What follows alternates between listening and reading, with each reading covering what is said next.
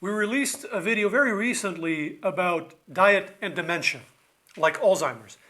And in that video, we talked about a number of dietary patterns. We talked about Mediterranean diets, the DASH diet, the MIND diet, ketogenic diets, etc. Here we are, only 2 weeks later, and a brand new trial just came out looking at the MIND diet that shook this entire field. It's a randomized control trial with 600 people, very respectable scale, followed over 3 years. So they were split randomly. Half were put on the MIND diet, which, if you don't know, is a blend of Mediterranean and DASH, with some changes to emphasize foods that are thought to be particularly protective for brain function, like berries and leafy greens, for example. And the other half were told to just keep eating their regular diet, which wasn't great. The participants were typical Westerners living in the US, overweight, many with high blood pressure and other risk factors. So this group staying on the regular diet served as the control group. Now here's the catch. They had both groups lose weight. Both were aiming to cut about 250 calories a day. And sure enough, they both lost weight over the course of the trial, about 5 kilos. And at the end of the trial, they did find a cognitive improvement in the people eating the MIND diet. But here's the thing. The controls also saw cognitive improvement. No significant difference between the two. So both improved and neither was clearly better. They also looked at some changes in brain morphology using imaging techniques, and there were changes in both groups, and again, no significant difference between them. So this trial, which is a large trial, a big endeavor, ends up being a disappointment for the MIND diet because it doesn't deliver any benefits over the controls, which were just eating their regular diet. So I thought it was important to feature this trial as a bit of an illustration, an exercise of how we think in science. We've said here in many previous videos that it's important to look at all of the evidence in a specific field, on a specific question, what we call the totality of the evidence, right? Especially studies that seem to go against data that we saw before. So what do we do with this? We take this new piece of the puzzle and we don't exclude all the others. We don't say, okay, so all the other pieces that were there before don't exist now and this is now the truth.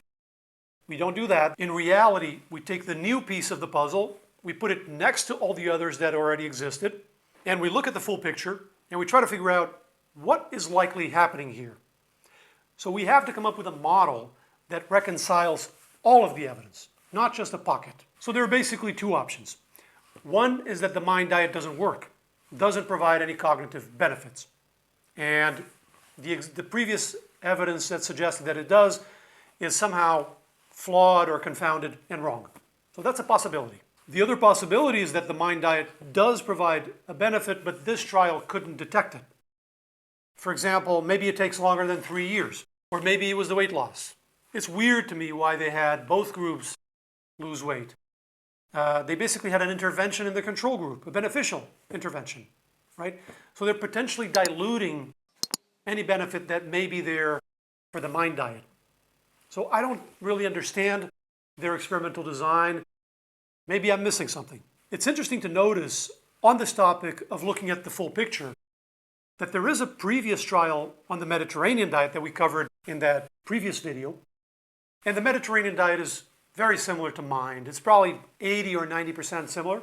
And it was a similar scale, also hundreds of participants, a little longer, 4 years instead of 3. And they did find a significant benefit in terms of cognitive function compared to the control group.